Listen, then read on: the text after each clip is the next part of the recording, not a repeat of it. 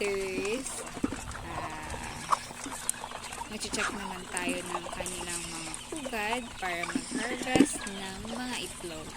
So, ayun. Every day, part of the day talaga yung pag-harvest. At ito ang pinaka-favorite part ko, ang mag-harvest. Kasi iba yung feeling at nakaka-enjoy mag-harvest ng itlog as game super.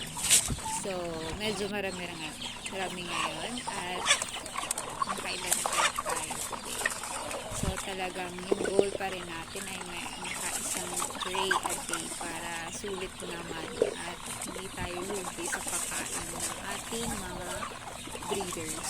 So, ayan, make a guess kung nakailan na tayo ngayong araw. Ayan.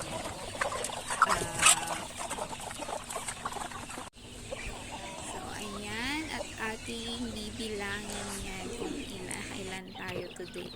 So, ayan, sabayan nyo ako.